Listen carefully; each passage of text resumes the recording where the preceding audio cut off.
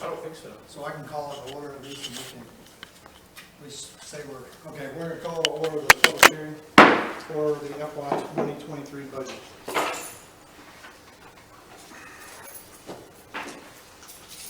Mike, I don't know if you've had a chance to look at the budget. If you had any questions or comments, you're welcome to share those with us. All right. This is the, as of today, the latest. One thing I will say, Mike, for your benefit, Mike, from my Trees Parks and Recreation Board, I know you had some questions, and I shared with Laura, that the request is embedded in a couple of different places. Like we've got increased amount for the parks maintenance and increased amounts for trail maintenance, and then the Trees Parks and Recreation Board's general fund or tree trimming. So it's in a few places, but we did accept the request and then integrate that into the budget. Thank you. Just so it's in there somewhere. Yes, yeah, it's definitely in there.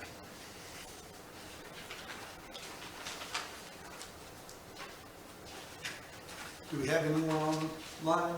Oh, they can't, sorry, they can't contribute. Never mind.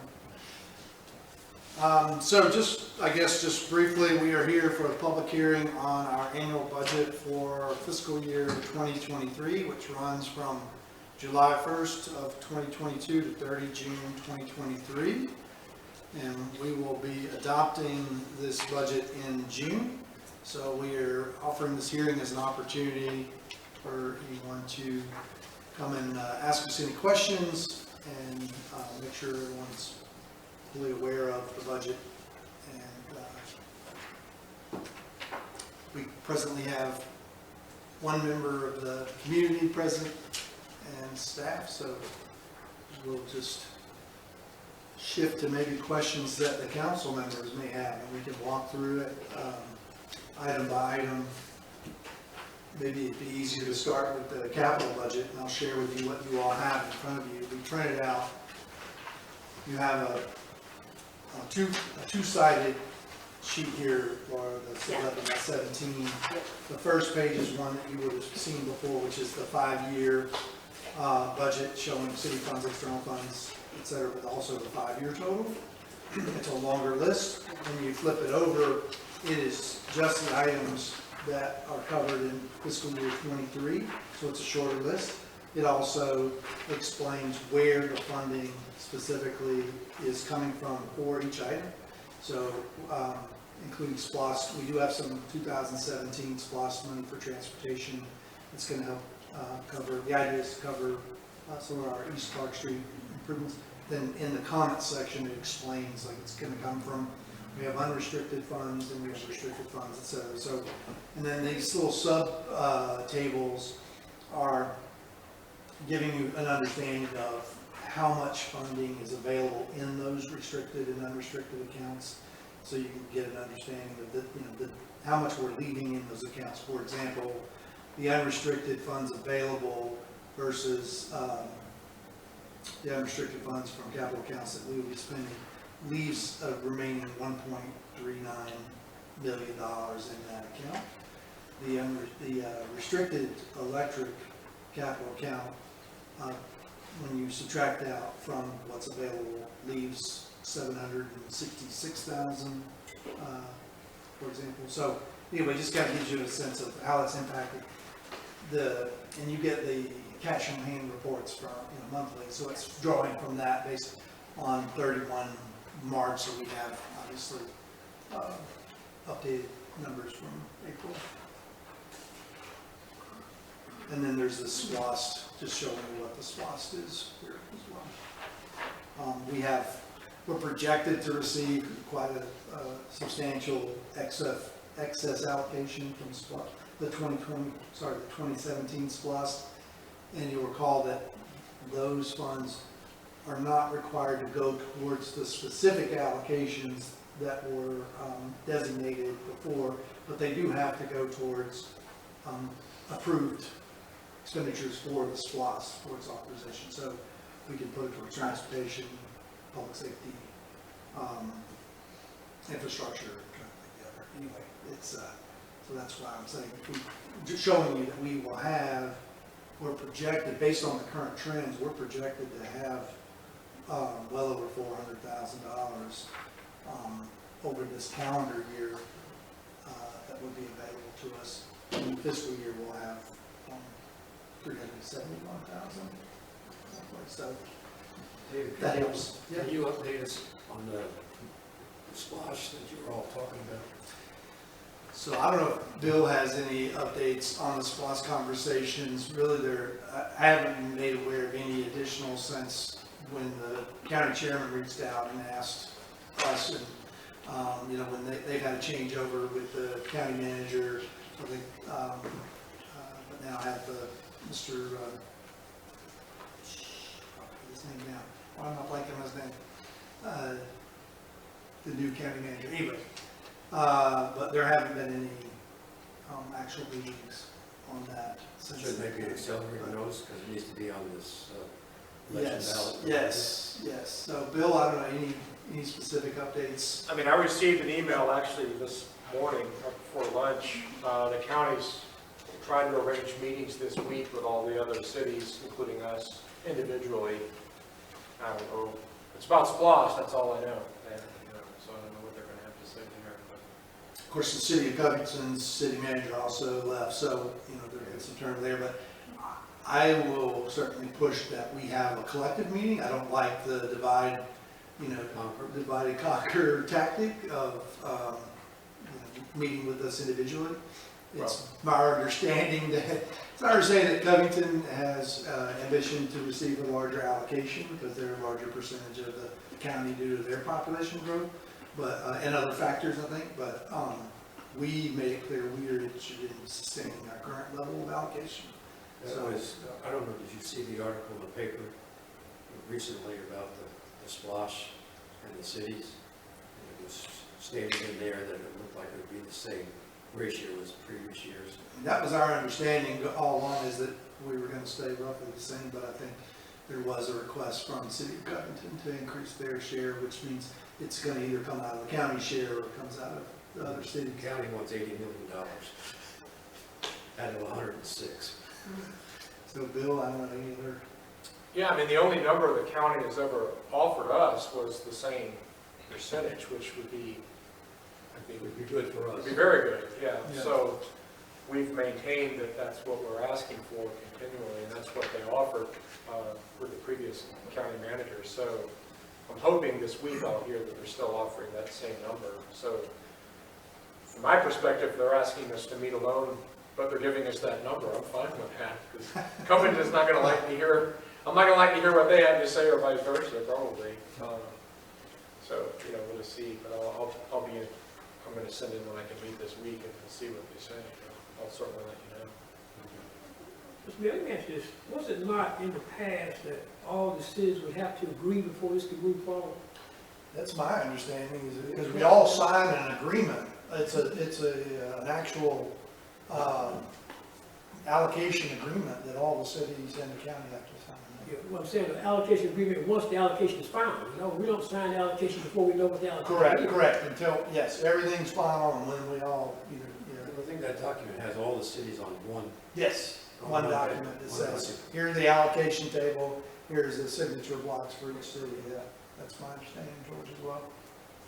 Now, I remember, just this is my memory, so I may be wrong, could likely be wrong, but I know in Lost, in the previous discussions that I had had years ago in Hall County, if the city didn't sign, you would still be assigned your state mandated number, which is your population number. I mean, you could sign for less, but if you didn't sign at all, the county was required to send you the population number, which is less than what we've been getting, frankly, and probably are due to get. But so my understanding, at least with Lost, if you didn't participate, the county would be obligated to send you the minimum percentage based on just your population number. I mean, the good thing that what the county had told us before is that I think right now we're actually discussing Lost. I mean, Right. the Lost number was going to then be used for SPLOST. Right. So there'll only be one set of negotiations, and like I said, they were offering us the number that was, I thought, rather generous. So if we can get that number nailed down for Lost, then that's what they're intending to offer us for SPOS. So it could be doubly good for us. Now, one thing on SPOS is we do need to go ahead and be thinking about and discussing what project allocation we would propose as part of the SPOS, because all that has to be published. But, you know, it is my understanding they're planning on being on the November ballot, so presumably this summer we will have to put forward what our projects are. We have a significant, you know, the Haygood Street water line is needing to be replaced, and it's a fairly large project. I think it was over $2 million in and of itself. We were hoping to get the federal or the state ARPA money for that project, but we didn't get it, so that would still be a large ticket item that we'd be thinking about. So, any other questions about No, Lori, I know you haven't had time to look, but last time you had a lot of little questions on the general. Yeah, we can talk about the operating budget as well, if you'd like. There were tiny questions.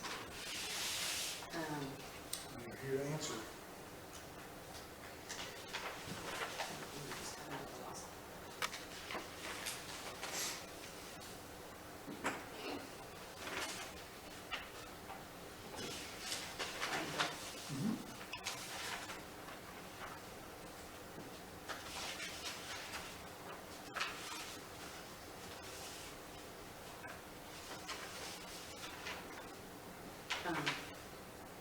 One of the things was the online bill pay. Just in case there's somebody listening. Under electric fund revenues, Right.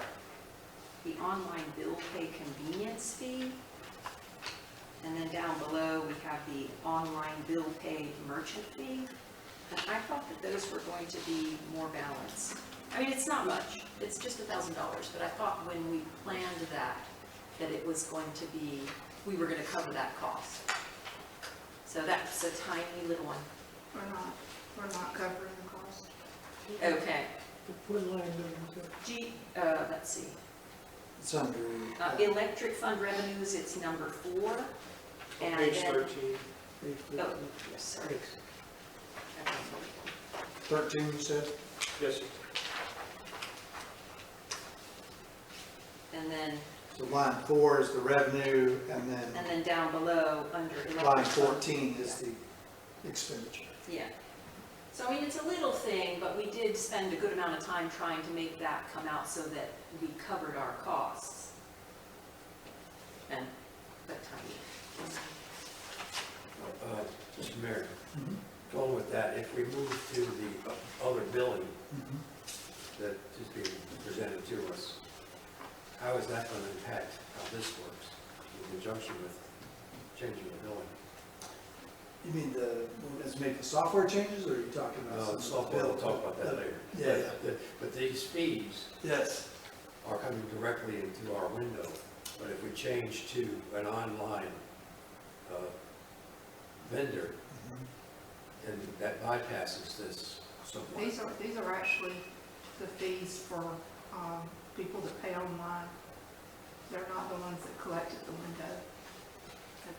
So the ones that are listed as online bill pay convenience fee is the online, it's Yes, the internet, it's not yes. the fee that then people pay when they. Is that the service we charge? have- That's service charges, right? I think so, that's service That's charge, service right? charge. Where you have to see about tying into the new billing system? Yeah, I mean, we don't know any of that yet. That's, I'm kind of like Lauren, now why is it these two does not equal out? In other words, we shouldn't be making a profit off it, and we shouldn't be having a loss if they're paying a convenience fee for using the online pay bill, and that convenience fee would be the same what is charged us, then why would that be a difference? the merchant fees are separate fees. Those are fees imposed by the credit card company, imposed on us, and they don't equal out to the convenience fees. There's other kinds of, they use a different method to calculate our fees as opposed to the convenience fees. So these are driven by the vendors and the service provider itself. Yes. The service provider charges you 3.75% for whatever you do. Okay, then you would have to charge 4 or 5% to kind of break even. But I think we added that to the bill. I can't remember the details of it now. They also add on flat rate fees, and they just switched us to a different merchant provider, and I'm trying to figure out if it's the same cost or it's going to be less or whatever. I'm trying to balance the statement right now as we speak, basically, but like they're charging us $100 a month for PCI non-compliance and things like that. Well, the PCI is an easy one to overcome. That's once a year. You have to sit down and fill out 80 pages. Right. I do that, so I know. Yep. But who was I working with? The new company that we changed to, our VC3 tried to do the PCI compliance for them. They couldn't even do it. And there's stuff that we're not, there's stuff that we're not meeting the minimum levels for PCI compliance. So, Burn a public hearing. It's not an easy one to do. We're in a public hearing. Oh, Another one that I have that's just a curiosity that might be easily answered is the College Walk dumpster fees. Why doesn't the owner of those apartments, I don't know how those work, I mean, I assume they're owned by some sort of management company or an individual. Why isn't the dumpster fee paid for by the owner? I mean, that's, gonna be I think I $7,000. can answer that. Okay, When we went to the private contractor, we charged them the same thing we charge everybody else for picking up garbage. So So they're it's- paying us for picking up garbage. yeah, So we're not picking this up, we have a private company pick it up, so we pay them, so it should equal out, we may make a little profit off of it. In other words, what we paying for the dumpster fee, private doesn't equal to us, but $20 a month, or whatever we charge to pick up garbage. okay, so the individuals in each apartment pay their regular garbage fee and that should cover Right, the dumpster, okay, cool. that is correct, right, Mark? I'm not sure. That's the way I interpreted it a long time ago when we first went into this, is that the dumpster fee would be offset by what they charge each individual pick up garbage. Sure, that makes sense. it's $23. Then it used to be $20. Do we know if the new software is going to allow us to use Visa at the window? Yes, it will.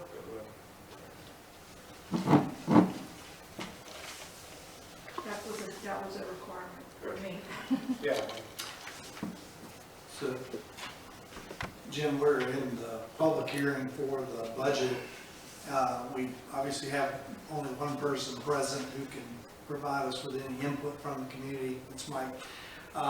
So we're just really opening it up to any council members that have questions specifically about the budget, just to use our time because we can't start our work session until 6:30. So if you have some specific questions about the budget, you want to go ahead and do that, that's the less time we have to spend on it as a line item in the work session. So feel free, if you want to go ahead and ask any questions now, we can entertain those.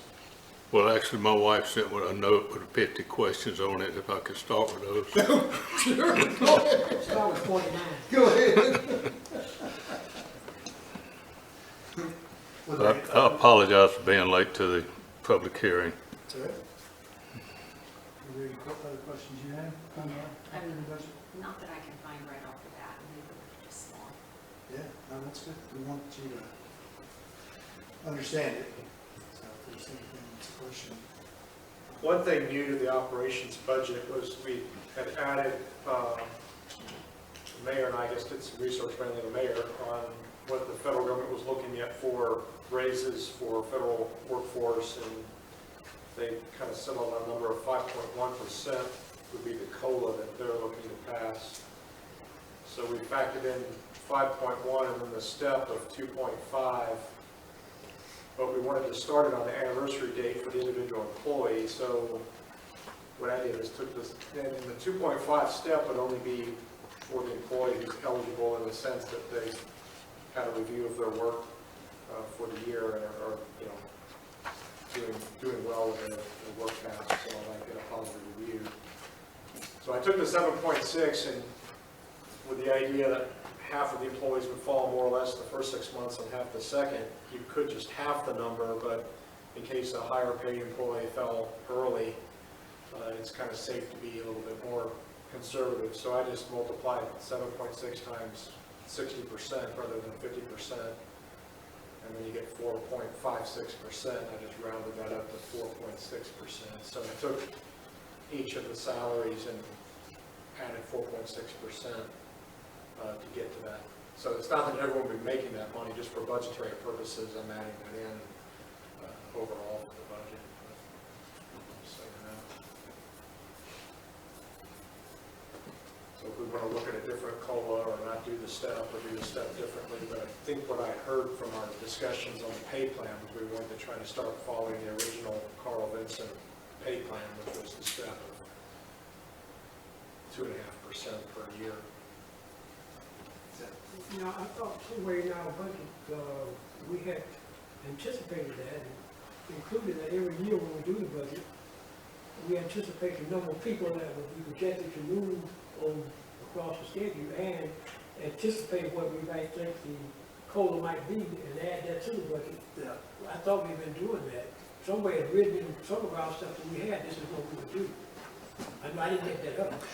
No, it's definitely in our policies and in the, based on the recommendations of the Carl Vinson Institute. So we made absolutely certain this year that we are accounting for a cost of living allowance as well as a step for each employee, assuming they would be eligible for the step based on performance. And then just assuming, yeah, that not everybody's going to be within this fiscal year, some will follow next. So we're definitely accounting for it this time. I believe we accounted for it in the past. I'm not sure what we kind Don't of. have it. We didn't come up short in the past, so we I definitely. appreciate you doing it, because I don't. Oh, sure. But I think what we did find is we weren't necessarily giving the increases, which is why we ended up giving the increase. Well, in the past, the COLA been kind of floating around. Yeah. They may have one this year, they may not, and it's been, what, 2 to 3% or less Yeah. in the past. It just recently began to kind of move up a little bit.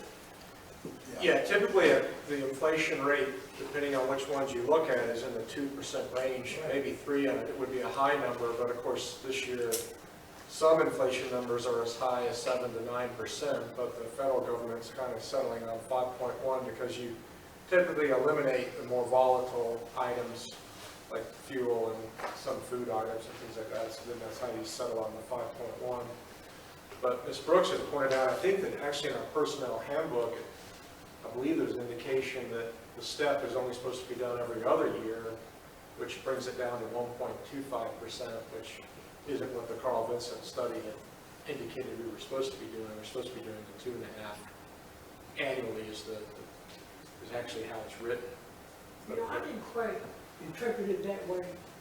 I interpret that the city has an option to do kind of what they want to do. They can't tell us that we got to do this or do that. It mentioned about keeping the chart up to date, that you would have to look at the code to increase your chart, so your chart would not get out of date.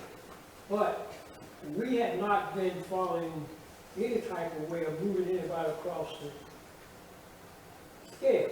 Yes. And the personnel committee that met some years ago decided that we should do this. They kind of looked at the federal scale. The federal scale gives you one step for the first 3 years, and then 2 years after that for a couple of years, and then 3 year wait after that. So instead of going through all that, we decided we would just do every other year. It kind of equals out to the same thing. But it's nowhere in law said you got to do it every year. There's no law about any of this. Yeah, I'm just saying, there's nothing in our personnel that says that we got to do it every year. Yeah, if we want to change it and do it every year, then I think that would be something have to come back to some committee, because this is what's been voted on by our council every other year. Well, the Carl Vinson study, I mean, I talked to them personally, both the gentleman that wrote it and the gentleman that taught the gentleman who wrote it, and it's supposed to be what they recommend and what the study says you're supposed to do. No one says you have to do any of it, but it's written and it's supposed to function with a step every year.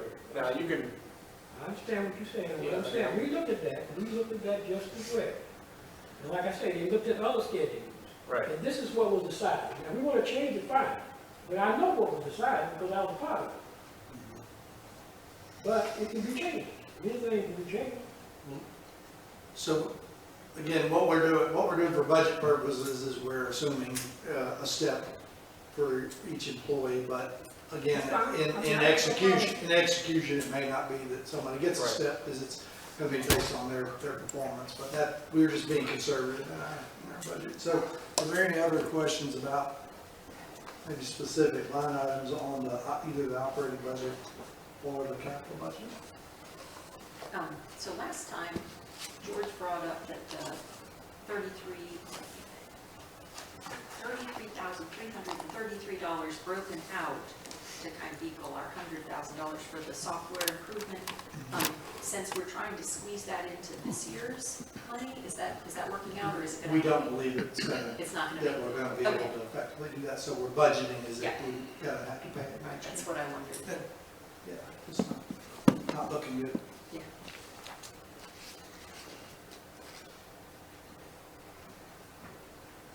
So, Jeff, we are 25 minutes or so 27 minutes into the public hearing, and so, but since we haven't had any public input to hear, we are opening up, if you had any questions on the budget, we can entertain those now, or we can wait until we get into the work session budget, but just the thought was, the more we cover now, the less time we have to spend in the work session. I'm fine so far. All right. Sorry I'm late, I No, got just tied up. Just wanted you to know where we were, and Okay. if you wanted to go ahead and ask anything about either the capital budget or the operating budget, we are entertaining those questions. Okay. Yes, sir. Was it appropriate for me? Yes, sir. No, absolutely. David, earlier in your remarks, you said that the city might enjoy a surplus. You didn't use that word, but revenues in excess of expenses up to maybe 400,000. If that manifests itself, is that unrestricted money that you guys can put to whatever use is best? So what I was referring to is the 2017 special purpose local option sales tax starts with an assumption of how much is believed will be received over the course of the 5 years that SPLOST is in effect. And then what our allocation would be of that. And ours was assumed to be $1.5 million, and I can't remember the total for the whole county. But the county as a whole and the city of Oxford has reached a point where we've met what was assumed to be appropriated or come from that tax. And so now we are receiving our share of what's known as the excess amounts that's continuing to be collected for the remainder of this calendar year. So that total for, we don't know what absolutely will be. What we do know is that as of the end of March, we had received $221,240 of excess allocation from the SPLOST. That's over and above what we had expected to receive. Okay, so the surplus isn't interior to the city's budget, it's extra money unanticipated. From the SPLOST. Do you guys have specifically, that 1 discretionary cent. authority to use that, Yeah. those funds in any way that you think is appropriate? We can use them for anything within the bounds of what is authorized by SPLOST. So we can spend them for transportation, infrastructure, public safety, Water and sewer. water and sewer. So roads, water lines, sewer lines, police needs, et cetera, we can spend it there, and we're not restricted on how much we spend in any of those individual categories. When we first received the SPLOST, it was allocated, like there was a set amount to go, 100,000 I think it was, to go to the police department. 400,000 for transportation, et cetera. This money can be spent in any of those categories depending on our need. And David, do I understand correctly that we can use that money for alternative transportation, not just conventional road repair stuff and that sort of thing? I don't think so. I believe the way the law reads, it's been a while since I looked at that it talks specifically about roads and bridges and sidewalks and pathways, et cetera. But for instance, we could possibly look at doing bike lane on 81, but that's in partnership with DOT, I guess. You could theoretically spend, that's a state road, so we wouldn't necessarily want to spend our SPOS money on the state road project, but you could theoretically spend it on that. What we're recommending, however, is that we have an abundance of road repair and resurfacing that needs to be done, as well as the improvement to East Clark Street. And so, and the road improvements that will be needed on East Soul Street. So we have probably enough there. We do have a significant amount that we'll need, that we haven't yet budgeted for all of our water, it's a water line, right? Yes. Water line improvements, because we hope to get the money from the state, but, yeah. All right, Mayor, Yes, sir. could that money be used for the wayfinding signs that we are proposing, or possibly, or not? I don't believe that that would be what you could spend this SPOS money for. I think it's pretty much focused on the roads themselves, or the pathways, or sidewalks, but not signage. That's my understanding. I think that's probably correct. What? I mean, if you put street signs up, that would be about the same, wouldn't it? Under the same The category? authorizing language for special purpose local option sales taxes it defines what a transportation project is, and it doesn't include the signage in that description thereof, so. Okay, just asking. Yeah, no, it's worth asking. Yes, sir. The data show an increase in the revenues from electric sales. The budget that was actually approved showed about $250,000 in excess of what was anticipated. Do you guys anticipate that revenues from electricity sales will continue to increase? The increases, first of all, revenue from our electric utility has been a bit volatile over the last few years because of COVID, and our main our main customer is Oxford College, and they had to, as you know, shut down operations or alter operations at different points. So we have a little instability or uncertainty over the most recent 2.5 years of fiscal years. And so we anticipate that it will be back in par with where it was, say, 2019. And the increases have been driven primarily due to the increase in square footage and energy intensity of facilities in town, primarily the college's construction, like the new student center, the new science building, et cetera, over time. So without some additional customer or other triggering from our, we don't anticipate it going up. Like, we're not gonna raise our rates, which would also make it go up.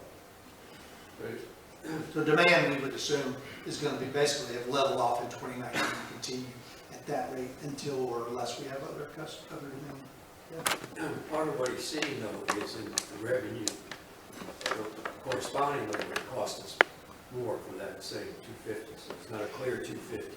So there is, another trigger could be that the cost of the power that we're buying is going up, and therefore we have to generate more revenue to cover the margin between the cost of that revenue and the sale of that power, because we do want to maintain that margin. So if to the extent that costs have gone up, now the good news is that the forecast for the next 10 years for us actually shows the cost going down, which means that our overall net will be improving, but we wouldn't necessarily increase the revenue assuming like the top line number, you know, the 2.5 million roughly that we get will stay around the same until or unless we get additional demand.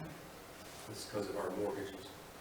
Yeah, a lot of that's because debt that's retiring, units that are closing, Wansley, power units closing,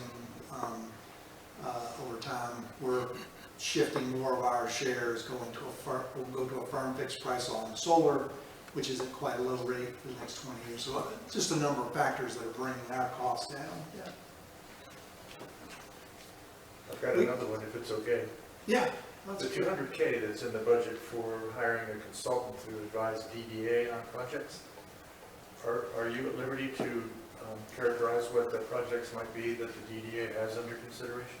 It's actually explicitly to cover architectural and engineering costs for a development project. And so once that project is actually financed and the funding is secured, then that money will actually come back to the city because that will be paid from the financing of the project. So it's really more of a temporary loan of sorts to the DDA to cover architectural engineering costs to design a building that would meet a downtown development need. And then so once there is something concrete, it will come to the council and you'll hear about it and we'll vote on it, et cetera. But it's anticipating that there will be this fiscal year a project that will need detailed design and engineering work through. Are you able to say more about the nature of the project, the building? Not really. We have a concept plan that has been developed by Historical Concepts that is consistent with going back to 2006 and the planning charrette we did with the University of Georgia's Metropolitan Design Studio. Just this idea of what would a town center look like. And there are any number of individual projects that might take place that will manifest that. But for right now, we can't share anything, but it will be shared and discussed and voted on by the council at appropriate time. Okay, thank you. We probably need to close. Yeah, so we'll go ahead and close the hearing, and then we're just going to shift into work session. So the hearing's closed. We'll shift now into our work session mode. And I somehow do not have a copy of the agenda. If you can bring out the work session agenda. Do you have a copy of the work session? Thank you so much. All right. I think if there are any announcements, I guess for the public, just again to remind everyone that we are going to be back in the parade business for July 4th. So we have a committee that has been working on parade plans for July 4th. So I think that's just, we want to always make sure people are aware of that. We're going to have signage and information, make sure everyone knows what the parade route is and how to register, et cetera. But I think that's worthwhile announcing. And I think I announced at the last session that we received word that the Dean of Oxford College, Doug Hicks, will be leaving Oxford College and going to Davidson College to be their president. And so there'll be an interim dean and then a search committee to bring a new dean in to play. We will miss Doug Hicks. Really enjoyed having him as a neighbor, and we've had a great relationship. So we wish him well and look forward to continuing to work with the college as we move forward. So I think, Bill, are there any other noteworthy things that I can think of that we won't talk about already? Okay. Committee reports wise, is there anything on the Trees Park and Recreation Board? We lost Mike. You lost Mike? Yeah. Do you know? I know the pollinator meadow is underway in terms of Yes. mulch. And actually, I'm not really sure where that falls, but it's been endorsed and been pushed and worked on by Sustainability Committee. So we may want to include that under that. But so I can do sustainability Sure. I think right off the top of my head about trees and parks. Well, I do know on the, I guess, and Bill, maybe you can fill in details, that we have been working with, I always forget the name of the company. It's doing Reef Forest Atlanta, that's doing the invasive species removal at the park. And I know they still have more work to do, but they are making headway in removal of invasive species. And another thing at the park is, if you haven't noticed, we have a bit of a erosion issue where, or not really erosion, it's more like soil stability issue around one of the drain pipes in the park. So there's been some barricades to keep people away from that, and it's been covered, but we're going to be repairing that. Essentially, it just appears that there was settling underneath that area, and it's not infiltrating the cistern. It's just the soil gave way around that, so we're going to pack that in, refill it in, and reestablish that. There's also a little bit of sinking around the other drain, or another drain on the other end of the park, but so that work's underway as well. Some trees, parks, and recreation, I think that's most things. So if you want, I would like to encourage the council to use a microphone, please. sorry, I was, but I realized, I just forgot, this is a unidirectional mic, and so when I turn my head this way, sometimes it fails to, Well, that wasn't directed specifically at you, but no, I appreciate the reminder, because I was looking this way a time or two, and so a good reminder for all of us to basically get right up on the mic. Thank you, sir. So yeah, Laura, if you would go ahead and talk about the Sustainability Committee.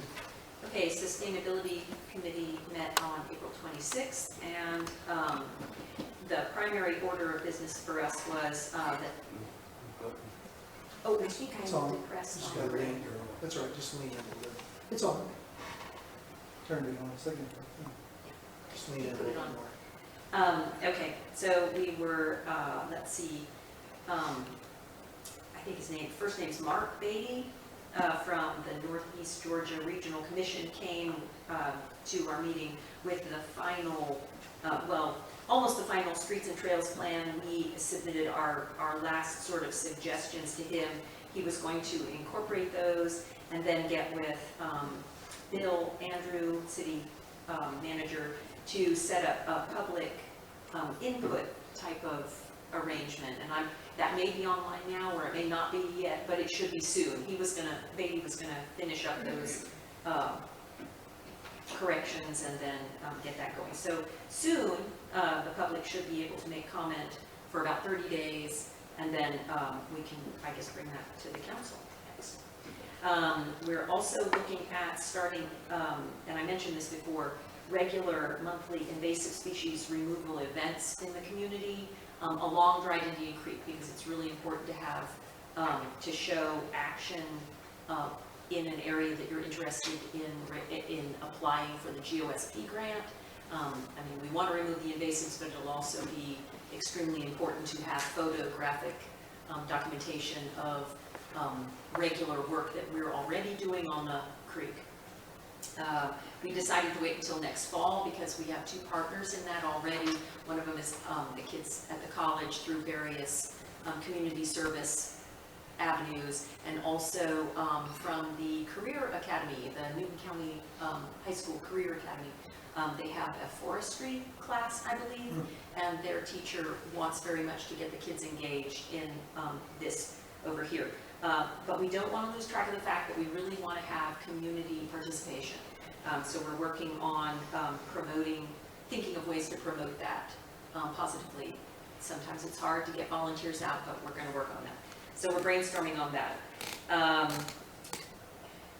And the last thing that we really covered that was of importance was Mark Beatty and I can't remember his first name, but McBrayer is another assistant of Mark's at Northeast Georgia Regional Commission, and they both had discussed and decided that sustainability plan development was really outside the scope of the Northeast Georgia Regional Commission.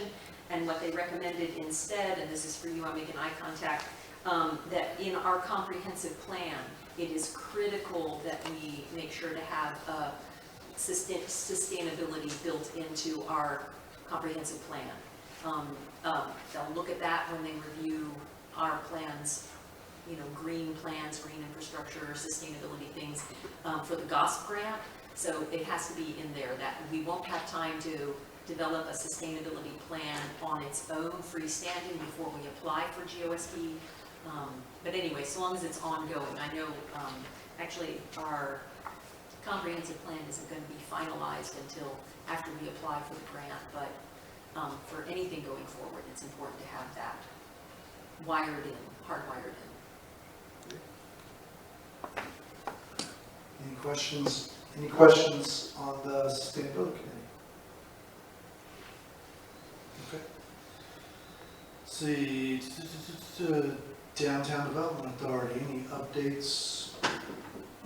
Bill, are there any other updates on the downtown, or, no, sorry, turn Mike, sorry, I forget. Mike Reddy, Downtown Development Authority. Too many mics involved. Yes. I don't have much to add besides what you discussed already, but we did meet with HCS in kind of a fact-finding way to get some more strokes to work out on the plan, and they've taken those back into consideration. As soon as we have something, we're going to share it with you all. Any questions? All right, I think that is all for that, and I don't see it explicitly called out here, maybe I'm missing something, but I want to go ahead and give, actually Mike Hopkins a chance to talk to us a bit about that. It's on the screen now? No, it's not on this version I'm looking at, so. Oh, that's, sorry, the version. So yeah, Mike, if you would come on up and talk to us, there's a request pending right now on making a change to the service delivery strategy. Thank you, for Mr. Mayor. being able to come. Yeah. Council, for allowing me to come to you tonight, and public service announcement to start with. If you use sunscreen that has an expiration date, you will get sunburned. So it does expire. So everybody's been telling me today that I'm red, and I'm like, I have felt it all weekend. So. Is that why you have that pink shirt on? Yes, sir. I wanted to enhance it just for y'all. So Bill, thank you for setting up where I could come today and try to make it a topic that might be boring, humorous, but coming for you tonight in an effort to try to update the service delivery strategy here in Newton County. In Newton County, can you hear me? Is that better? I don't think it's on, Mike. Was it on? Is it on? Can you hear me now? These are the folks I worry about down there. Okay, yes, sir. I'm sorry. I'll talk louder, Keith. Okay. The packet I gave you tonight is we're trying to modify the water and sewer service delivery strategy for Newton County. Every 10 years, the service delivery strategy is updated and improved. And as you can see at the top column here, this is revisions of 2019. So in 2017 was the last major update. And we've been working since 2019 to get these few changes made today. And this is a little synopsis on what we're trying to do to change the service delivery area. The main thing is to make sure that those people that have water also have access to sewer, and we don't have sewer-only customers. The problem with sewer-only customers is if they get into arrears or anything like that, there's no way to, to cut the water off or disconnect in order to force payment. And then we have pass-through systems mainly coming from Stanton Springs area, back through the city of Covington to our Yellow River plant there as well. And so at each lift station, you have an access point. And so right now, the access point that we have that's in most contention is down at the new Eastside High School. So you've got the Morgan Farm on the north side, and you've got some additional land with the Nixon property that just sold to Ryan Millsaps.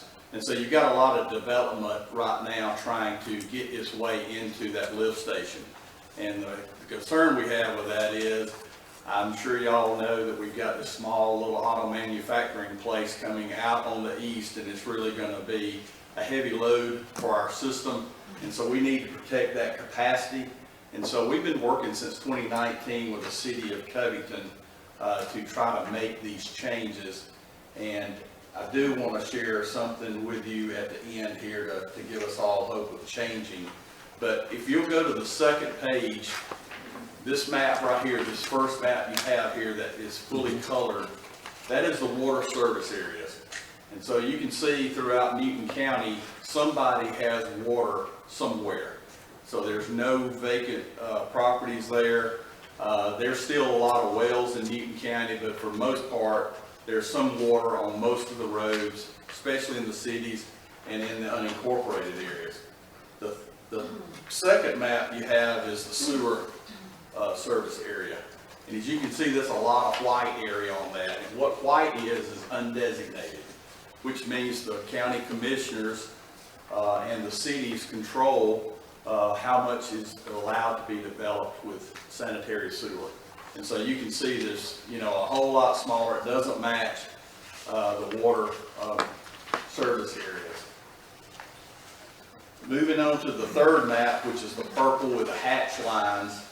These are the areas that right now, and I'll just go into a short, brief detail. I know y'all are real busy, and like I said, thank you for your time.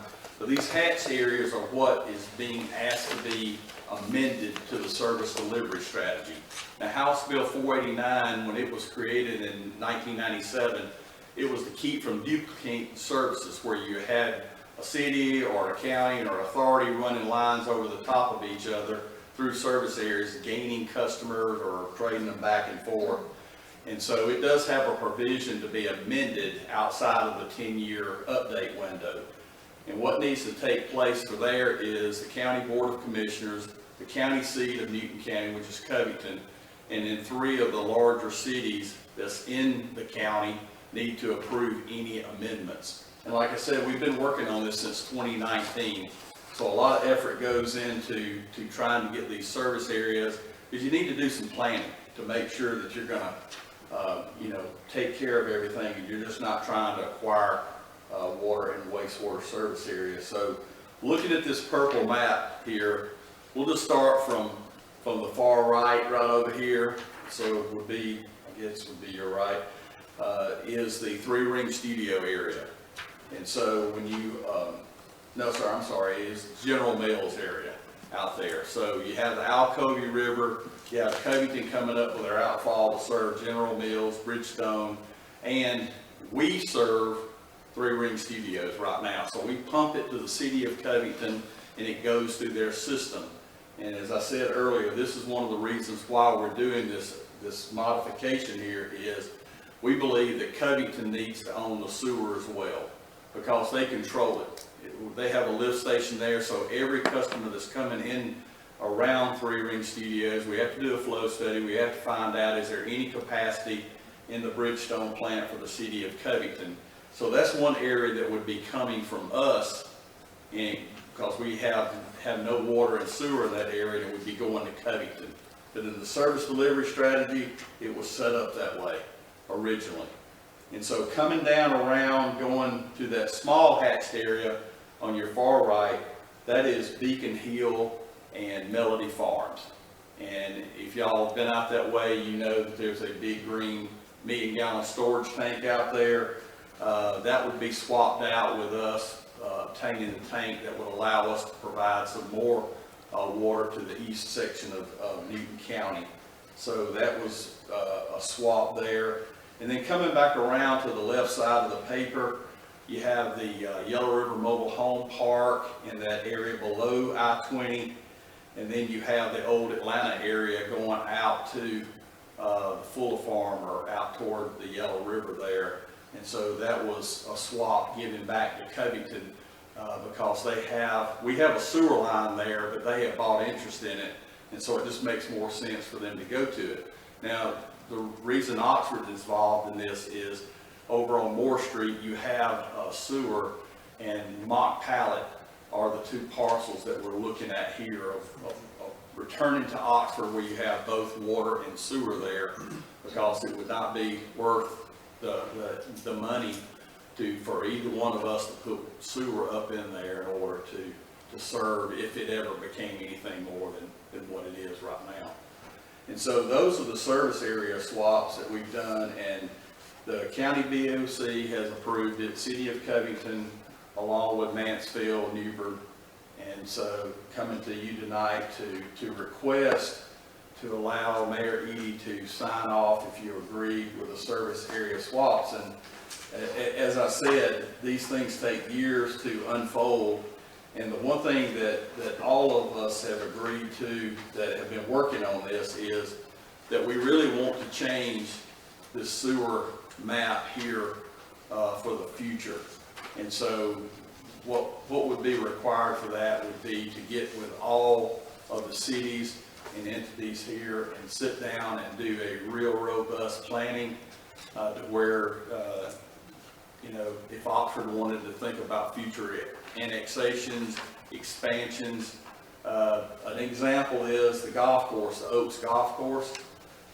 You know, we had put water and sewer through there through the years, and probably about $14 million worth of sewer. So in Porterdale, even though it was in the city, acquired that development because of the cost of the infrastructure there, staying with the water and sewer. So those are some of the things that probably need to go in. Does all this white need to be changed and updated to a color? No, but I do think that we'll keep having these small service delivery adjustments every few years if we don't really all get in the same room with all the entities and say, hey, where does your future lie? What do you want here? Do you want the Water and Sewer Authority to serve potential customers even though you might expand, or do you want to expand your own systems in order to do that? So that was one of the things that we've offered everybody that we've talked to. We'd like to come back. Now, originally, when you see something like this is used a lot by counties to stop growth, because they believe if you don't have sewer, you don't have growth. I would argue that if you have water, you're going to have growth, but if you have sewer, you can have density, and that's part of the problem. So it's not really so much, it's just unregulated growth. And so, you know, some of those concerns need to be addressed, getting the county in the room with all those, the cities in the room, and really coming up with a good plan. But tonight, you know, I'm just here for these 4 areas here in order to make things a lot better, take the pressure off our Stanton Springs conveyance system that's serving the eastern side of the county. Make sure, right now we're serving Eastside High School on a temporary basis. So in order for that school to go through, we had to pick up the sewer. And Covington is embarking on about a $29 million sewer upgrade project of its outfalls going along behind General Mills into Bridgestone, but also we'll be putting a line from the west bank of the Alcovey to Elks Club Road. And so they will pick up the sewer from the school and the development in that region. And so that would take the pressure off that lift station there for us.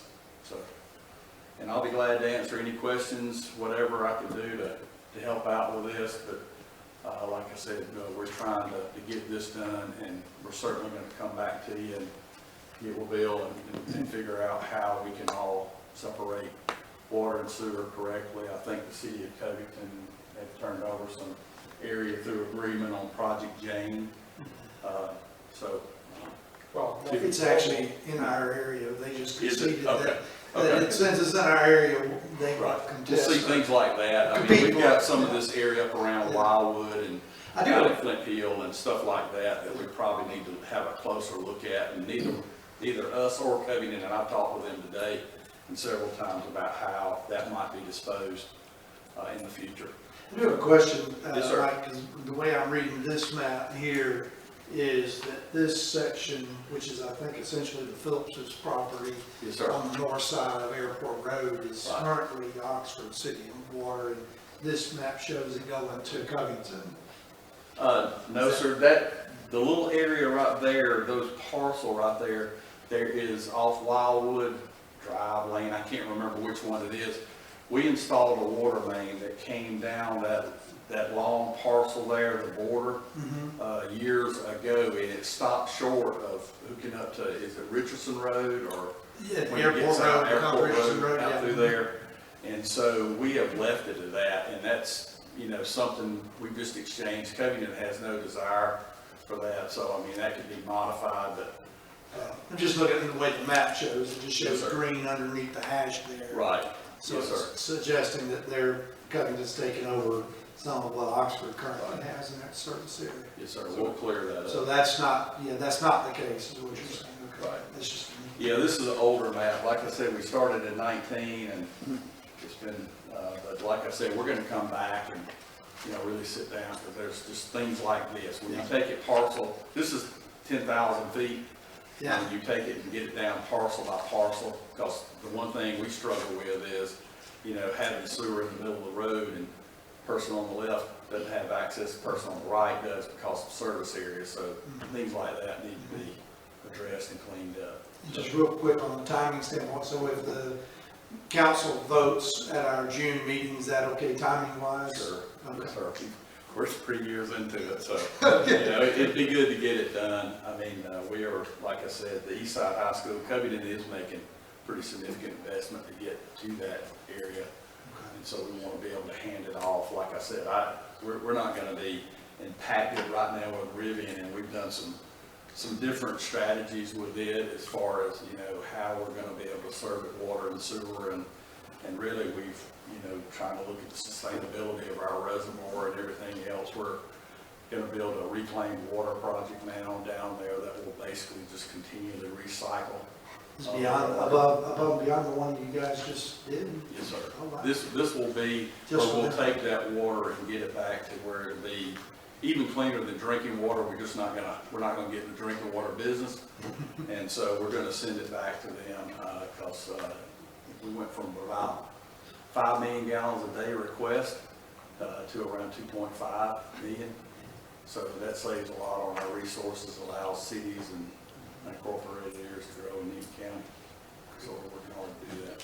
Do you have a question, Jim? I've been kind of confused for a while on what's going on out Moore Street besides Bulk Pallet. When Sam Hay did some development out there, as I recall, there was some contention about that part going into the city of Covington when it was supposed to be in our service area. I'm not trying to drag out old stuff. I'm just still confused about it, as it were. Yes, sir. And so if we put, as I recall, we put a loop in on the water that included Malt Pallet and I think the cement plant. It goes out Moore Street and then goes over to Old Oxford Road and back in that way. And it's all tied together. But the later development out there that Sam Hay did, he petitioned the city of Covington to take him into the city of Covington, as I recall. George, do you remember any of that? And am I about right? Yeah, you're right. And so I think that there's two different things going on there, and I didn't know whether this was being looked at the same time, or, I mean, you know, I'm not trying to start a war with Covington. You know where he's talking about? Yes, sir, I do. Really just across the street from the Malt Pallet property. Sure, and I But talked to our chief engineer. further south, Yeah, on the corner, down toward the south- railroad. Right. Southeast corner of Moore Street and Cook Road. Yes, sir. No, it's my understanding that it will go into the Turkey Creek outfall so Oxford has capacity in that, and that's part of our trunk outfall that y'all have capacity. It's my understanding the water was gonna follow the sewer. That was part of this, so there wouldn't be any separation of that going to Covington. Now, I can find out for absolute sure and let you know, but I did not gather that. But I know that Moore Street had issues before we did tie in that 12-inch main where we worked when Mayor Roseberry was here, and we brought the 12-inch down Cook Road, and because there was not enough firefighting capacity where you could have industry out there. So that's certainly been approved, but I know Well, there's some other confusions on Moore Street as well. Yes, sir. It's not just that, but well, I Well, mean, thank- That was never brought up in these discussions with anybody there about changing anything, so it should have been hatched if it was gonna shift over. And so I have not seen anything on that. Like I said, this mock pallet here is the only one, the line or the hatch line going along Old Atlanta Highway, that's the railroad track there coming up along the side there. And so that would be the Morgan property over there in his Well, industrial park. You have it hatched. I know it's a small map, Yes, sir, it is. and I have even smaller eyes. So, Yes, sir. so that's what's leading my confusion, is because it shows it going to Covington from Newton County Water and Sewer. Right. But I know we service some of that area out there, Okay. and Well, it- let me do this. Let me get back and come back and clarify all this for you and make sure, Mayor Edie, with your comments out on Wildwood, and then Mr. Wyndham, down along 4th Street, make sure we've got all that squared away. thank you, Mike. Yes, sir. Thank you. Glad to do it. Anybody else have questions? Do you have extra copy of that? I do. George, you have any questions? No, I'm good. You're welcome. Mike, I'm good. Laura? Good. I'm good. Great. Thanks, Mike, we appreciate you coming out. Thank y'all so much. Thank you, Take Mike. care now. Thank you. Okay. So next time, we did have a public hearing on the budget. Just want to make sure, give folks additional opportunity at this point. If you have any questions on the operating or capital budget, again, just to make sure you all know what you've got in front of you. This 11 by 17 sheet has on one side the budget that includes the 5-year element to it. It's a longer list. And then on the flip side is just FY fiscal year 23. So it's a shorter list. It denotes in the comments section where the funding is coming from for that individual item. And then the subtables give you, show you the, based on where the funding is noted is coming from. For example, if it's coming from the unrestricted capital account, how much is available in that account total, then minus out what is in the budget, so you can see what will be left over, et cetera. So trying to give you enough information to understand that we do have the funding, and here's where we have the funding, and how we would allocate funds to pay for the items that are in this FY '23 capital budget. So anybody have any questions?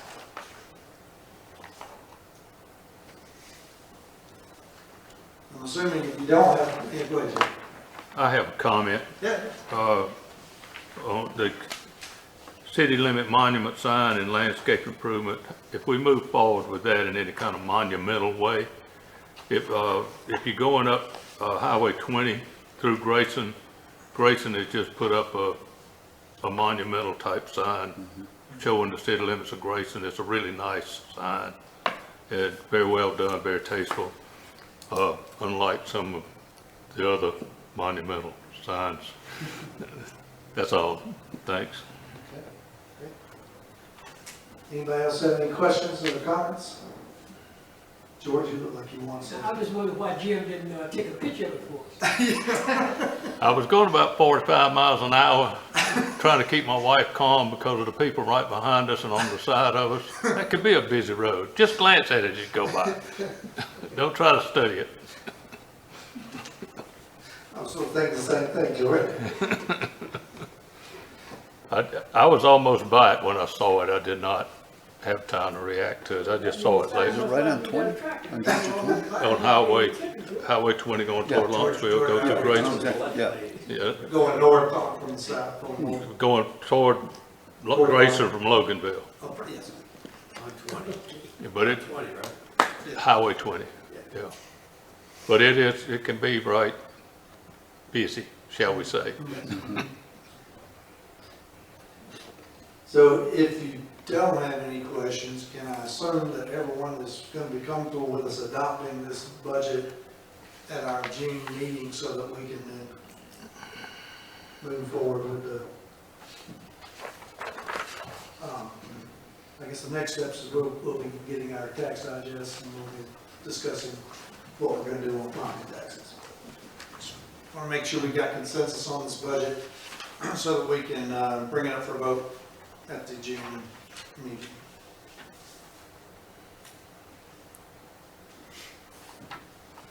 Yes? Yes? Yeah, oh, I'm fine, I'm sorry, I'm just studying.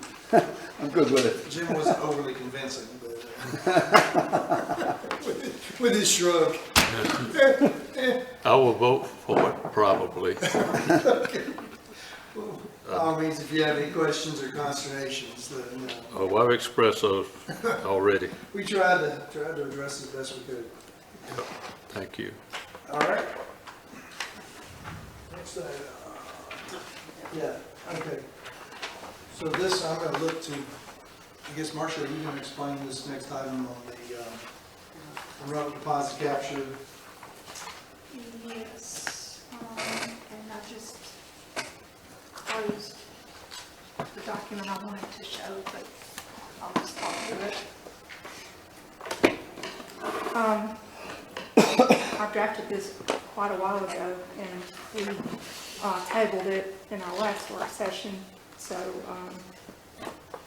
I hope I can explain it well enough. Right now, we're paying $14.95 a month for access online to all of our checking accounts. I think there's 10 of them. Thank you. And that lets us transfer money between accounts, lets us print the bank statements online, do stop payments online, all those basic things that you should be able to do with remote access. For an additional $25, we would be able to, we would have a machine where we would scan a bunch of checks, all our checks, and we get a lot of checks. We get a good many checks. We would be able to scan them, and this scanner that they are recommending scans multiple checks, so you don't have to do them one at a time, like if you were depositing your paycheck at home or something like that. We could scan them all, wouldn't have to take them to the bank. That's another thing, is that our police department spends time out of their day. Somebody takes our deposits to the bank at least, twice a week, if not more. They have to wait for, a teller or somebody to acknowledge them. I don't know exactly what happens, but y'all hand it off to them. So the biggest issue with the deposits is the Truist Bank. They only have one bank in Covington now. They closed the BB&T, and let's just say they're not rather efficient. That is probably the one that takes the longest time. The process is you go to drop the bank bag. They give you another one. United Bank is fairly easy. You have to do drive, and you go open the deposit box, and put it in there. Then you go to the window and you sign for the bag. They give you a new bag. It takes about close to an hour each time to go to and from. And you sign out each line item. So maybe you got 5 line items of the deposit. You got to sign and put the time on there, and then you bring the bags back directly and deposit them. So my policy is that essentially you need to go to and from without any. You don't want to stop and get lunch after you make the deposit. You don't want to go there directly and get back. So it is a little bit complicated, a little concerning. And what we're talking about here is only United Bank. We bank with 2 different banks, so I'm sorry I can't fix Truist right now. But this may help. If we're able to do this, it may help at least with the United process. Of course, we would have to get cash from the bank every so often, so we'd still need to send somebody to do that. The $10, so that's $25 a month. For another $10 a month, we can do ACH origination, which is the piece on our side that will allow us to do payments online to vendors and also allow us to do direct deposit for our employees. We're probably, if we go to direct deposit, we're going to have to pay this $10 a month, I'm sure, unless we try a different bank. So my request is if y'all feel like it's worthwhile, I feel like it's worthwhile, we'd like to do both of these new services and pay the $49.95 a month to get those going.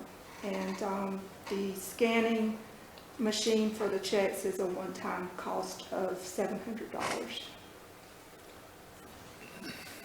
Anybody have any questions? Is that a flat fee per month? Or is that Yes. per transaction? Are there any transaction fees? No, Okay. this is it. And we're not earning much right now, but we are earning a little bit of interest on our main account that this payment would come out of anyway, so it offset it a little bit. I just have, if you're scanning all those checks in, what's the counterbalance to make sure that you process all the checks? What the total is? We still have to do up to that part like we do now, and right now we double count the deposit, double tally everything in the deposit, and it's usually two people that are doing that and comparing to be sure they both get the same amount.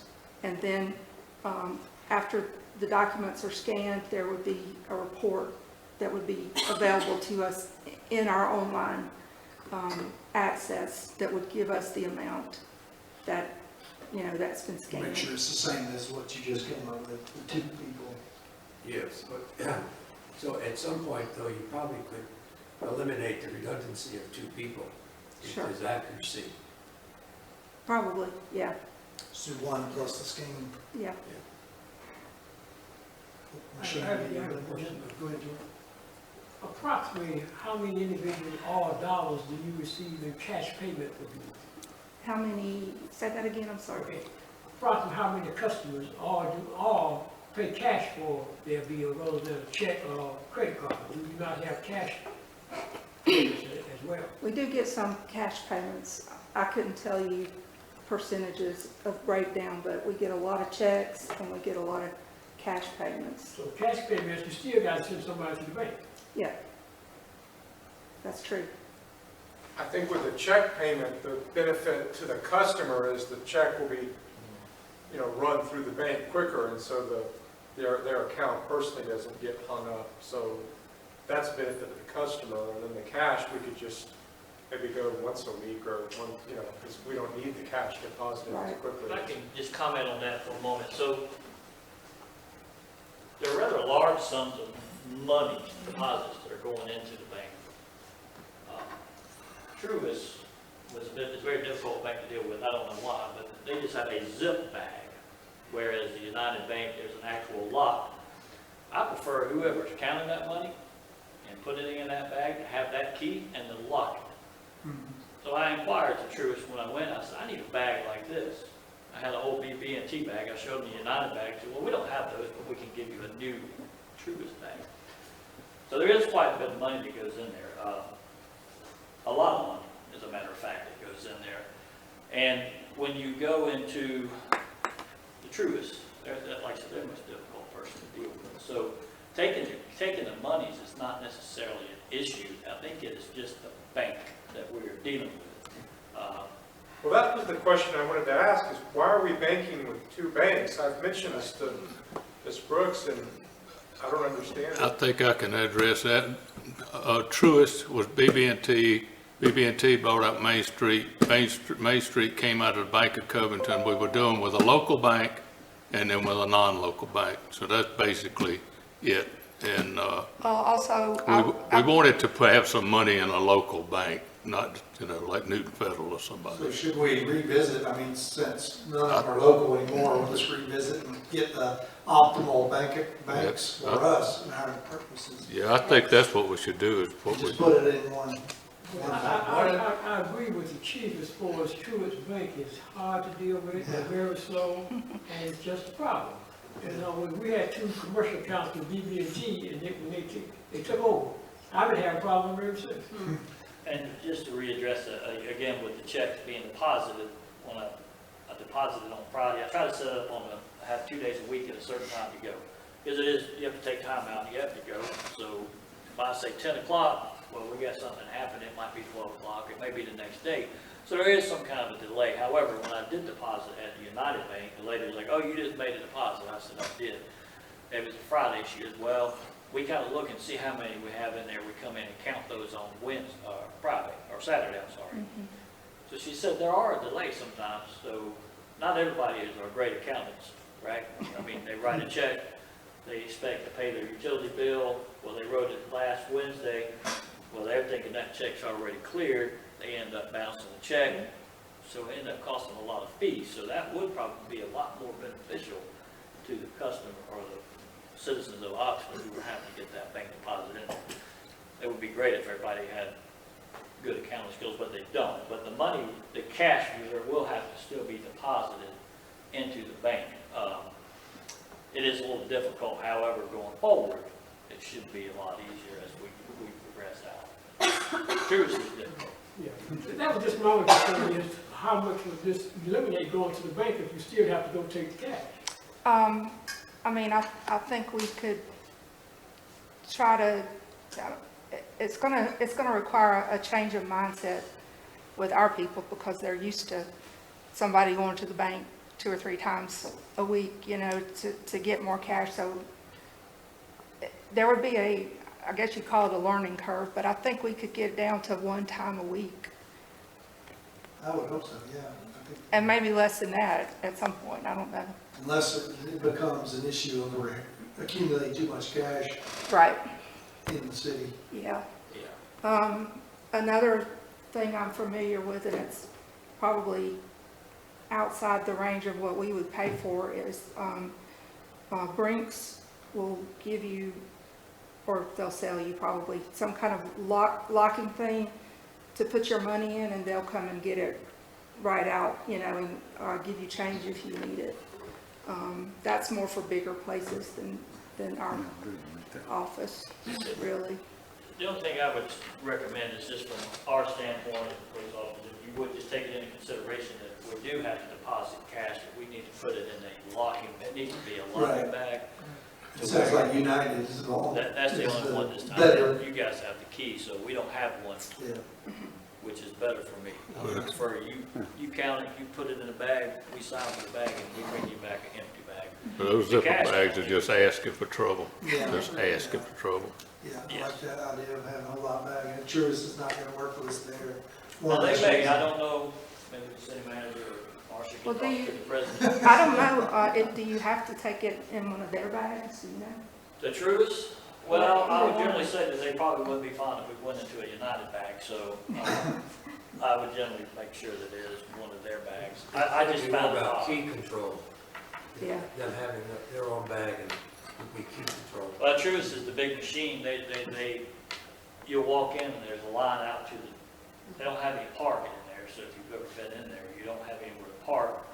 And then the line will be out to the foyer as you come into the bank, and there's 2 people, taking people's money, and then the drive-through is just bad. I have 4 lanes open with 1 teller, so I guess that's what happens when you get big. I was there this morning and I just walked out.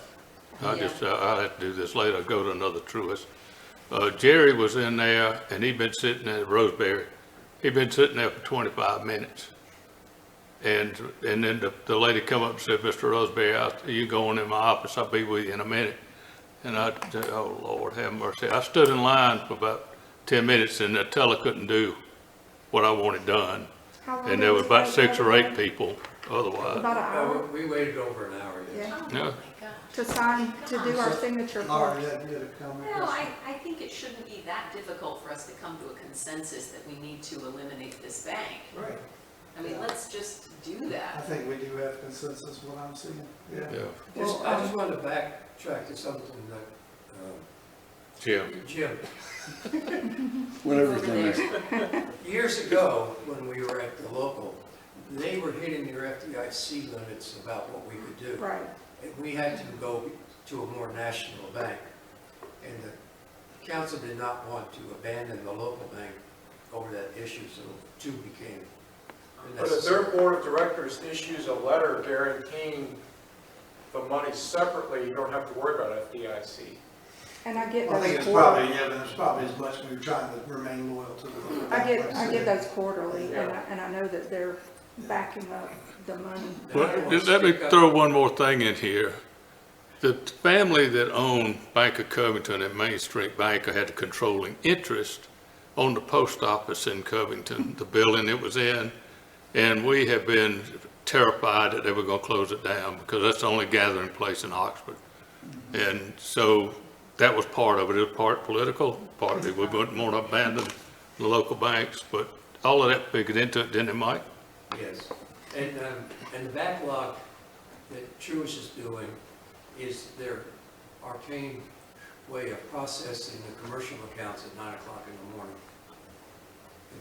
If that could clean that up, the regular individual might have a chance.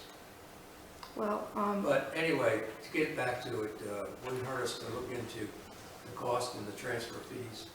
And how, and, you know, we only have about 2 other banks we could even try. Yeah, so I mean, am I here, everybody's supportive of the additional fees to make more efficient use of our banking services and reduce the amount of time to achieve, and then to go ahead and pursue changing over from Truist Bank to, I don't know that we need a vote to do that, or to just shift money over to, open up new accounts at United and shift the money over to United? I've seen, on our listserv for the city clerks, I've seen where some councils did resolutions for situations like this. So, I We think you need to can't have do that. Well, why don't we just plan to go ahead and have that resolution in June to give authorization to establish the new accounts? But there's also a school of thought that says you don't want to have all your money in one pot.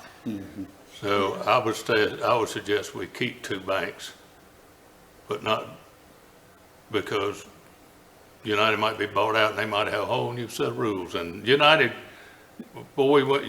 George and Jerry and somebody else, I don't remember who it was, did some real research on it and chose them as a better bank. Am I wrong, George? And we have a very good working relationship with them, and I have a contact there that I can just shoot her an email and she's on top of whatever I need.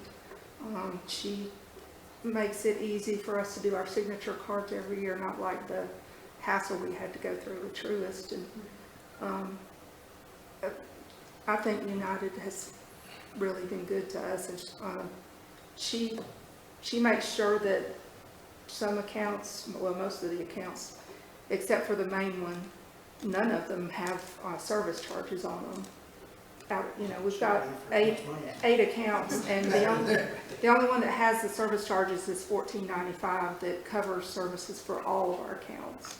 So what I'm hearing though is, let's take a look and see what other banking options we would have that would be also having the service capability. We could scan our checks, we don't have to take them down as frequently. So get the same level of service from a second bank. Okay.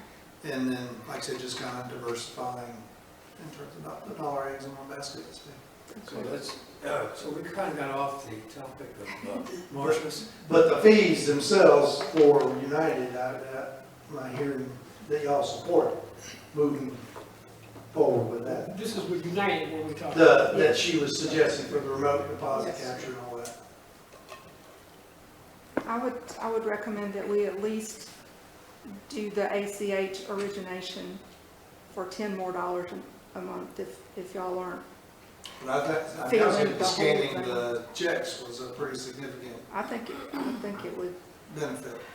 get the money to us quicker and clear the checks for the people quicker, save. And the opportunity Police to officers. get a direct deposit from the employees might be a benefit. Yeah, I like all that, right, personally.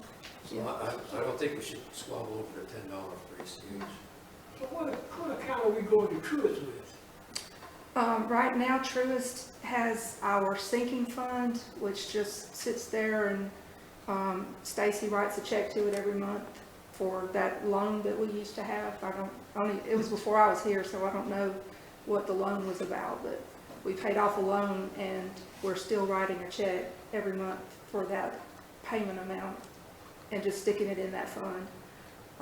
And then our customer deposit account is also a Truist. I was wondering, why are we making our regular daily deposits? I thought these were our deposits our checking account that we were going to the bank with. Well, the customer. Truist, I mean, what? The customer deposit account, anytime a customer makes a deposit for a new service, that money has to go to Truist. It has to be set aside to deposit. It's like a trust account, Yeah, I really. understand that part of it, but I'm wondering why is it necessary for us to have that many times going to Truist if we're not doing our normal day-to-day banking? Yeah, I don't know that we're going to Truist every time that we go to United, Mark. Pretty regular, it's usually both of them. We get one or two people almost every day wanting to make a deposit, people moving in and out of these apartments, right and left, or getting kicked out or whatever. But I don't know exactly how often the Truist I deposits think it'll be are. moot if we just change to another bank. We won't have the same issues with Truist, but, Yeah, okay, I'm just wondering is that, I know it's only a few banks here in town. yeah. Is that, I don't know how many accounts that we actually, separate accounts, separate banks that we were dealing with here in town. And I just was under the impression when we were talking is that we were doing our main banking as far as our deposit checks and all was with Truist rather than with United. No, but But it is frequently enough. It's at least probably once a week of it still Yeah. going to Truist, is what I'm hearing. yeah. Where are the cash deposits going? Are the cash deposits going to United or to Truist? I mean, primarily, the people that come in and pay their monthly bill with cash. I'm There are gonna- people that are forever gonna do that Yeah, regardless. I'm Yeah. gonna say United. I Okay, would not 100% swear to that, but 95%. so, but if they make a cash deposit of whatever it is, $400 or something, then that would go to Truist, is that I correct? believe so, yeah. Okay, that's what I'm hearing. I just want to make sure. Do we have lock bags with United? We do, Mark, good. yes. Okay. Okay, does this need a vote? You know, It's a we have to sign a We talked- contract. Yeah, we talked about doing a resolution to make these, at least make the changes in the United Bank. Uh-huh. And then if we've got enough information to go ahead and also vote to move the funds from Truist to another bank, but we want to make sure we have time to even look and see. You got other stuff you're working on, so if we don't get to that, we can That's move not- forward, but that's not as critical. No, we can move in August or September. Yeah, so let's just plan to be looking and seeing where we can transition from Truist, but not put all of our funds in United. But if there's another bank that can give us good service, that's here, that has a branch here. Okay. Okay, so June, we'll vote on the additional fees for additional improved service to our customers and for the city. Okay. Great, thank you. And She's gonna be up Yeah, against. outsourcing, yes, so outsourcing the printing. let me change the, Yeah. find a good place. Okay. Okay, Put may I that- ask a question before she starts? I'll wait till she finishes. Go ahead. Marcia, one of the quotes that you have is from Harris. Do we really need to consider Harris, considering we're moving away from it? Well, It's a different kind of service. yeah, they provide this service whether you're with them or not. But This request is to outsource printing and mailing of our utility bills, and up on the screen, and I think y'all can see it in front of you, when I compared the cost that we're spending now to the cost it would be to outsource it, we would actually make money by outsourcing this job, and it would take a huge burden off of our staff. They spend a lot of time preparing these bills manually, and what we would have to do with this program, whichever vendor we went with, you have to just finish getting all your stuff entered into the system. They won't enter the meter readings for us, unfortunately, but we're hoping to work on that too. But get all your stuff entered into the system and then send them a file. The vendor tells you what kind of file they need, and I know that we can support whichever one they need. And they take it from there. They print them, they mail them, they stuff the envelopes, they pay the postage. We do have to, if we went with the Enco Utility Services, which is who I would recommend because of the price, they do require that you put up a 2 months postage deposit in advance, which is refundable. How much is that? It depends on how many bills you mail.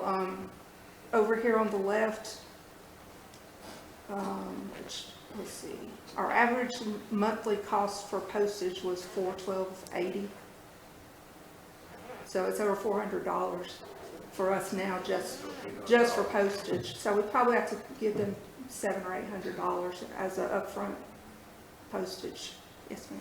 And then I just had a question about the occasional insert that we would want to include in the bills and how that would be handled by both. Yeah, each one charges, well, Enco charges 0.01 per additional insert. That's if we send it to them, camera ready or whatever they call it. Harris charges 10 to 25 cents per additional insert, and I don't know what I don't know how they determine what the difference is. So even with the inserts, Enco is much less.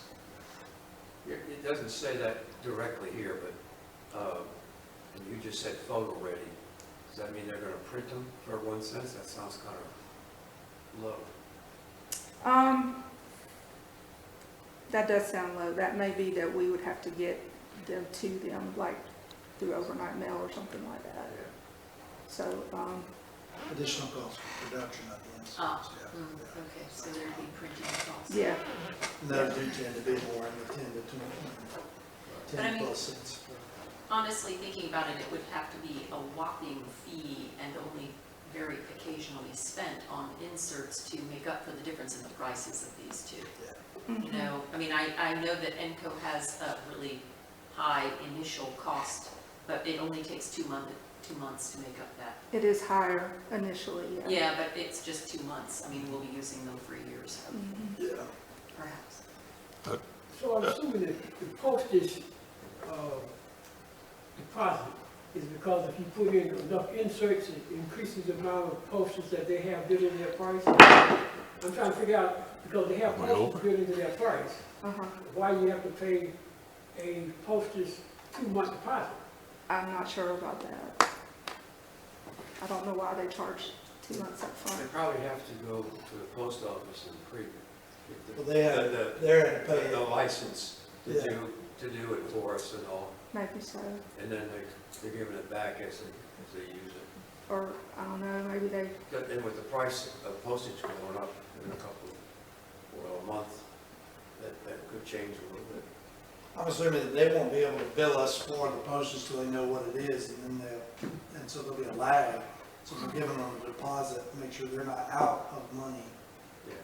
from the get-go. We basically front paid for the initial postage that they will have to pay for, and then from then on, it's just a rolling process. Think of it as the first and last month's rent. Yeah. Yeah. Basically, I would like to remind everyone that I've never seen a study that said inserts in the utility bills paid off. Yeah, Every one I've ever seen says, forget about it. yeah. So, We should use them very sparingly because they don't really, I mean, in some cases, I think we're required by law to send out the water Confidence, reports. yeah, consumer But I confidence think report. for other things, we just should be very judicious in our use. That said, we're probably gonna mail out brochures about the parade. Well, that would be prior to. But maybe we'll mail those out separately, I don't know. Yeah, well, I think, because the CCR's got to go out at the end of this month.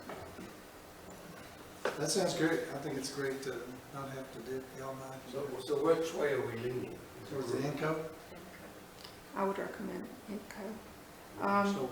In the package, let me see if it's in here, they provided samples. This is INCO. There's like, Thomasville, I think, is using them. And they provided an example of Thomasville's bill. Find it. There it They pretty up the bill. is. Yeah, Yeah. Cool. they'll do it the way we want it, or they'll design, they'll do a layout like, you know, how they see fit. That's Thomasville, Newberry, Florida. They all have similar look and feel, so they probably have a template they like to use. Yeah. Woodstock, they got their seal on there. Mark, can we borrow your seal? I would like to see more usage information for the customer. Yeah, I like that monthly And, usage. That looked really good. We were just commenting on that. And I would hope that their system will be compatible with our new system as far as Yeah. information exchange and Yeah, that sort of it's, thing. it's just a matter of sending a CSV file or even a PDF. Harris will even accept a PDF, and I think this company will too. It's very basic, the requirements. But that we don't get a cross-check back and forth like Yes, we do with the actually- bank. Actually, you do. And that's all compatible. Yeah, I know it, you know. You don't sound 100% positive. I have a, There's a lot going on between the new software, adding this, and the, you know. I get it, but I mean, that's one of the problems we had. But Harris, the last time, is things, once I'm we, not disagreeing with you. oh, yeah, I'll okay. follow But up on they, that but between they're now gonna and have a whole lot on their plate. Just We'll get confirmation before we vote on it that we won't have any compatibility issues. We've got a few more things to cover. I just want to make sure if there are any questions, we good? Yeah. I mean, anybody have any questions? Seriously? Thank you. Thank you so much. All right, sorry. Yes. So next is a review of the Coke Street Trail alignment. I think you all received, well, I know you all received in your package, updated drawing and cost estimate from Robert Jordan. We updated the budget figure to incorporate $400,000 estimate for the project costs. We've been budgeting, I think, around $300 a year for new trails, and haven't been putting many new trails in. So we definitely, this aligns with our budget, and we've got it allocated again in this capital budget. It is in here. Coke Street Trail Extension, $400,000. So, any questions or comments on this, or would y'all be prepared to vote to approve moving forward with this at a June meeting? It looked like he incorporated what we talked about. Yeah, it does. Mayor, can I address the question? Yes, sir. Give you a report here, and I apologize for not having it in the handout, but we did the traffic study for you. Now, if you believe this study or not, I'm not sure if it's accurate, but from March 24th until April 27th, 2,423 vehicles. How many? 2,423 Over on about Coke a Street, month? on about 30 days, yes, sir. One man said, we spoke with him, he said, I drive by here about 25 times a day. And we said, well, you drive by about 50 times a day if you go to and fro, so. Yeah. We It get could a be lot. accurate, or it could It's a be lot. picking up Watson, It's a lot. and all of that there, so. Yeah. But about 2,400 cars. That's a lot, That's a lot. a lot of trips. Not very much speed, though. We're gonna sit on the boardwalk, throw rocks at them. That's horrible. Yes, sir. Any questions or comments on this? Is everyone okay with moving forward? We vote on this? I'm torn. I think so, because a lot of us did that walk, and this represents what we kind of honed in on. If I was reading Robert's email to you, Bill, I mean, he's not going to be getting on this in a real super hurry because he's got, you know, Other things. there's a lot involved in doing the detailed engineering and making sure that we got, you know, we have some drainage issues in some of the previously done trails, so we want to make sure that everything's designed to drain properly, et cetera. So it will take some time, and it is in the FY23 budget, so we're going to be paying the bill for a little bit. I think our next step would be to have Mr. Jordan put together a task order on what he would be doing and obviously how much he would charge and the calendar along with that. So if we're satisfied with this as the general layout of the trail. We'll get a proposal from him. Yes, sir. Can we put the bridge in first so I won't hurt myself? Intimidated by that steep climb to the water tower? No, I almost took a nosedive into the creek. Bill, when you talk to him, if you can get an estimate of when he thinks he could complete the task as well, you just talk about bandwidth. Because if we need to explore another engineering service to get this done, then we can do that. Okay, so we'll be bringing back to you all then a proposal from we don't really need a vote to move forward. We get a proposal from him. Y'all will get that. We'll discuss it. We'll vote on it probably later, maybe July.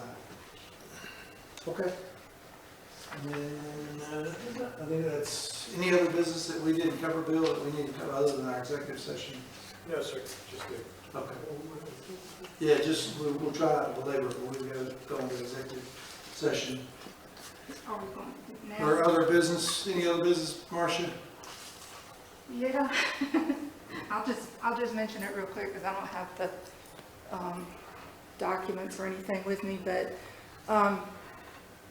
we have been talking for a while about accepting payments by phone and online for payment of citations of fines.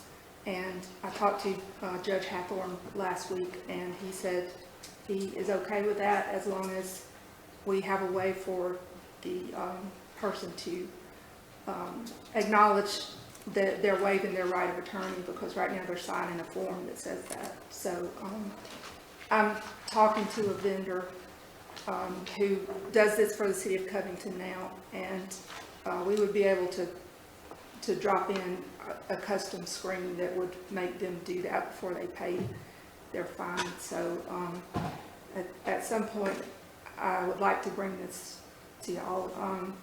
There's no cost to us because they're passing all the cost along to the person paying the fine. They have to pay like 6%, so they're basically paying all of those fees and the convenience fees. And that's about it, really. Okay. Excuse me, did you say you have to sign a waiver because you're paying your fine? That you're waiving your right to an attorney. You're acknowledging that you know that you have a right to an attorney, and you're waiving that. Now, I've never had that to happen before. I mean, you can send a check in, I've gotten tickets, down South Georgia somewhere, you send a check. I know. And then years ago in Orlando, when I didn't get that many checks. Do tell, George. That's pretty good backpedaling, George. You got to sign anything to pay it off. Yep. Times have changed. That has been, Yeah, you should, I hadn't gotten to this so long. That that was a requirement when I got here, and I was told that Judge Hathorn Okay, I'm insisted just on. curious, because I never heard that before, you know, because, you know, I guess. Yeah, I mean, places you can pay on the phone and they don't care, they just want your money. It may be